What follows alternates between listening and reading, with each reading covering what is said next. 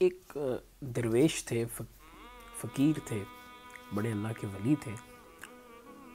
تو ان کے بارے میں یہ بات مشہور تھی کہ وہ کسی سے تحفہ نہیں تھے لیتے، کوئی نذرانہ، کوئی تحفہ وصول نہیں تھے کرتے.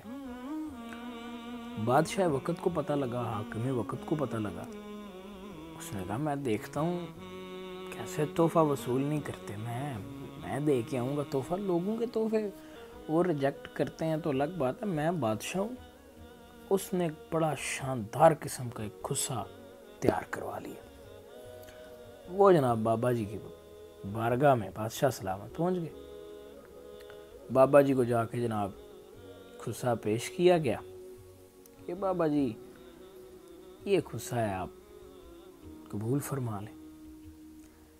بابا جی نے خصہ پکڑا اور سائیڈ پہ رکھ لیا. بادشاہ سلامت کو کہنے لگے بادشاہ یار یہ بتاؤ، یہ اتنا قیمتی خصہ ہے، میں اس کو پہنوں گا تو ظاہری بات ہے میں پھر چلوں پھروں گا. انہوں نے کہا ہاں جی بالکل آپ چلیں گے، آپ چلنا پھرنا تو ہوتا ہے نا جی انسان کی زندگی میں. تو کہا یار دیکھو یہ میرے کپڑے سارے پھٹے ہوئے ہیں، تو یہ اتنا عالی شان خصہ پہنا ہے، نیچے عالی شان خصہ ہے، اوپر کپڑے پھٹے ہوئے ہیں، تو کیا بنے گا؟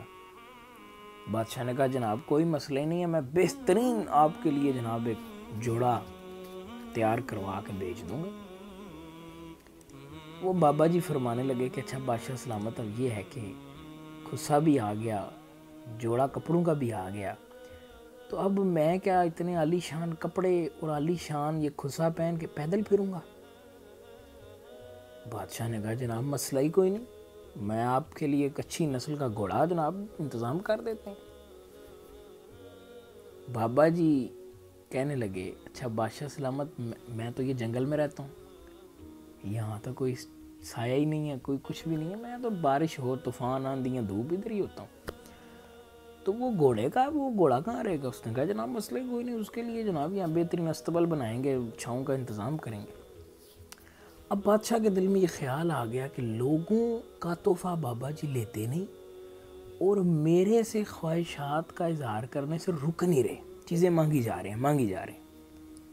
اچھا بابا جی اب کہنے لگے بادشاہ سلامت، اگر میں بہترین خصہ پہنوں گا، پھر بہترین میرے کپڑوں کا بھی آ گیا، اس کے بعد میں بہترین سواری بھی ہوگی، اس سواری کے لیے وہ گھر بھی، اس کا استبل بھی بن جائے گا، چھاؤں کا انتظام بھی ہو جائے گا، تو بادشاہ سلامت جناب لب لوگ مجھے ملنے آئیں گے وہ یہ دیکھیں گے کہ گھوڑے کے لیے تو چھاؤں کا انتظام ہے، میں خود جناب بغیر اس چھت کے بیٹھا ہوں، تو کیا کہیں گے لوگ جناب؟ بادشاہ نے کہا مسئلہ ہی کوئی نہیں، میں بہترین عالی شان قسم کا جناب کے لیے محل تعمیر کرا دوں گا.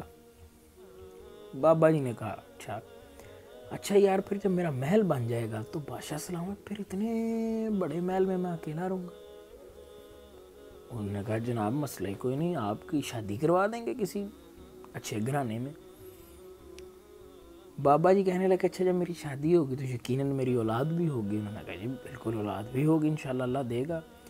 انہوں نے کہا جب میری اولاد ہوگی تو پھر میری اولاد بڑھے گی، پلے گی، بڑی ہوگی، اس کے بعد میرے بچے فوت بھی ہوں گے. انہوں نے کہا جی یہ تو پھر زندگی موت ہے، مرنا بھی ہے، میں نے بھی مر جانا ہے، آپ نے ظاہری بات ہے پھر یہ بھی معاملہ ہوگا. آپ نے وہ بابا جی فرمانے لگے بادشاہ سلامت پھر یہ بتاؤ پھر تم رو گے کہ میں رہوں گا؟ وہ بادشاہ کہنے لگے جی ظاہری بات ہے آپ کی اولاد مرے گی، نقصان آپ کا ہوگا تو روئیں گے بھی آپ ہی، میں کیوں رہوں گا؟ تو بابا جی نے وہ خصہ پکڑا اور بادشاہ کی جھولی میں دے مارا، کہا جی شہ لے کے جی اخیر تے میں ہی رونا ہے، یہ جا تحفہ تو لائی جا. تو میرے بھائیو بات یہ ہے کہ یہ دنیا کی محبت اپنے دلوں سے نکال دیں. دنیا کی محبت میں آخر میں کیا ہوگا؟ سب کچھ کٹھا کرتے نا ہم نے جناب ایک دن دنیا سے چلے ہی جانا ہے. ایک آخر میں کوئی معاملہ اس طرح کا بن جانا ہے، ہمیں رونا پڑے گا.